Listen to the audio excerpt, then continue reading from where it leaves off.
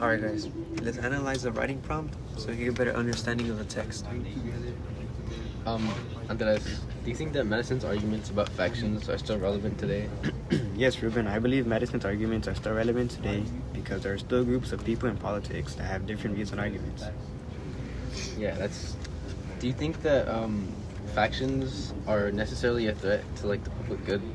I also believe that factions are a threat to the public good because division and society are violent to the minority of the people. Diego, do you agree with Madison's descriptions about human nature and the natural formation of factions? Personally, I do agree with Madison's descriptions because Madison incorporates the natural formation of factions with humans' diverse interests. Evidence that would support my belief would be from paragraph 7, when he states, "The latent causes of faction are thus shown in the nature of man, and we see them everywhere brought into different degrees of activity."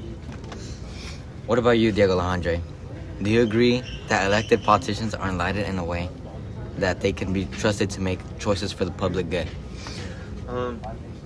I do agree, because according to Madison, a republic with elected leaders lessens the influence of factions and improves public perception. When politicians put the common interest first, the public voice may more effectively reflect the needs of society.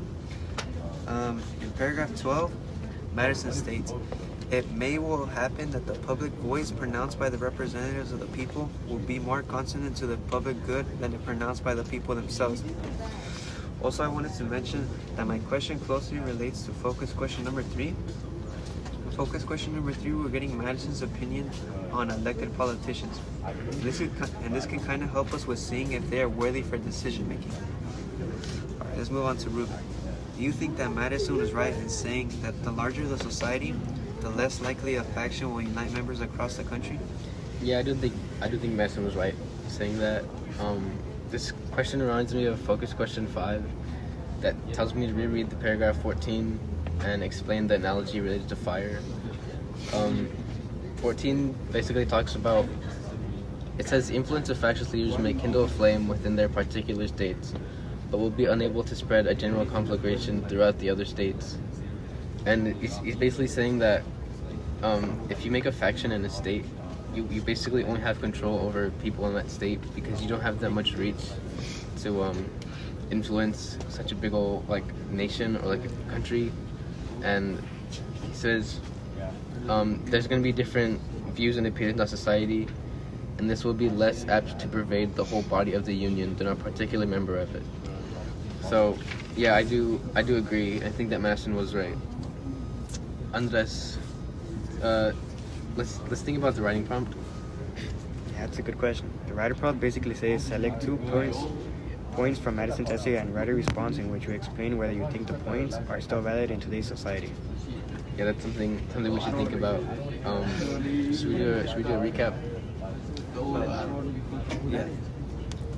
Alright, so James Madison proceeds with a considered look at both the perils of faction and the cure that would be provided by a Republican form of the government. Madison makes a very valid point. Rather than the destruction and control is what must be attained in regards to factions. Thus, Madison's argument lays out the reasons why a large republic with representative government is best for the management of diverse interests. It ultimately argues for liberty while showing how this can be balanced by a well-constructed government to ensure fairness and stability. Alright.